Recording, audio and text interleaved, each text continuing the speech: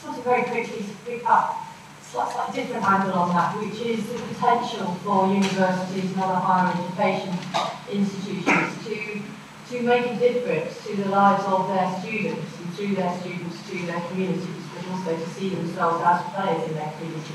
This collaboration is already a really good example of that, people looking beyond the walls and getting out there. But it's just, I think, a great, an important thing to keep in mind, that every organisation, every school, university, whatever, has the chance to make a difference if it thinks about it. But it's thinking about it and then taking the energy to put into that, and being brave enough to see that that will have a positive impact on your overall objective. It's not you're doing it instead of achieving research or teaching excellence. It will complement that and it will actually drive it if students feel well looked after and they feel that they don't have to worry about that because their kids are going to be okay. So I think that this approach is important for higher education to come to the rest. Okay, I think universities and FE colleges are particularly good recruiting grounds for the volunteer programme around London Olympics. Target, I think, about 40 million volunteers to be recruited for that. Universities are very actively doing more contributing to that programme. Okay, I'd like to finish this first session. We can grab teams every 10 minutes to catch up a little bit of time before Pam Chesters takes the chair for the discussion of today's health inequality strategy. We should thank all academics for the round of applause.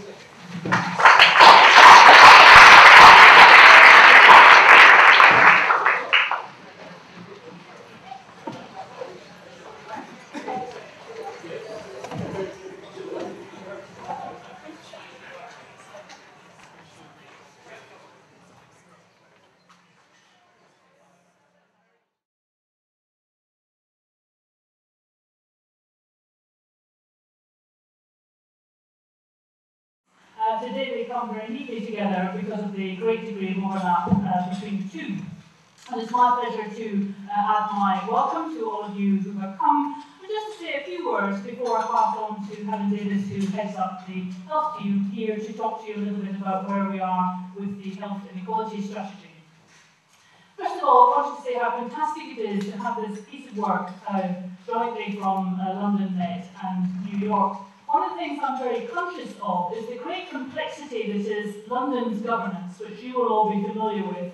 Actually, if we're not careful, is very energy intensive in terms of keeping those relationships in good order to make change. And sometimes that can make us slightly inward-looking to the detriment of being clear about what's happening in the rest of the world. And so for us to be looking at what's happening in New York and what are the lessons that we can learn from them, as well as what we can do in London, is a fantastic opportunity to energise our debate and to make sure that we remain ambitious here in London for Londoners.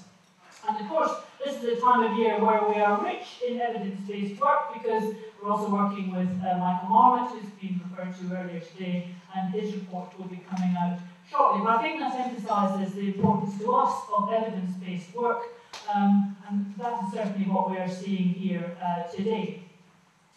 The Mayor's responsibilities, it's a new responsibility for him to write a London health inequality strategy, and it's great to have that responsibility. It would be nice in some senses also to have the accountability to make your key partners do that which you think would be good for them to do. But alas, those who drew up the legislation didn't think that was how they saw the world working, and that's given us a very different type of challenge, because what that says is that here in London, our responsibility is to try and make sure we have an ambitious vision, and then that we align with partners the resources and energies behind that. And a key part of that for us, I think, is to work with local authorities and, in particular, local political leaders. We will not be able to do this without their active engagement, and I'm delighted that they are taking a wider interest in health than perhaps was the case in the past. I know comments have been made about challenges of that, but we are making rapid progress on that front, and also in terms of the silo of the NHS and local authority land in bridging that gap in a very productive way. But there is no denying there's complexity in London, and so we need to be clear how we're going to tackle that. And the recession, in a sense, is both clearly a threat, but it's also an opportunity, because at a time when all those who do have an accountability for making change are facing severe budget challenges, it is the time to say how can we work most effectively in the long term to ensure that our resources are aligned and we do what is best in the long-term interests of Londoners. To that end, the Health and Equality Strategy has been worked through. I'm grateful to many of you who have contributed to that work, either directly or indirectly. We've just finished the public consultation on the 10th of January, so we're sifting through our responses from that. And obviously, this work and Michael Marvis' work will have a great bearing on what turns into the final document. But today what I'd like to do is ask Helen to run you through some of the key themes that are emerging from that. And then, as we have a group of absolutely committed experts in the room, we're going to break you up into groups to get some of your thoughts and ideas to make sure we capture that before we round off with lunch. So, Helen.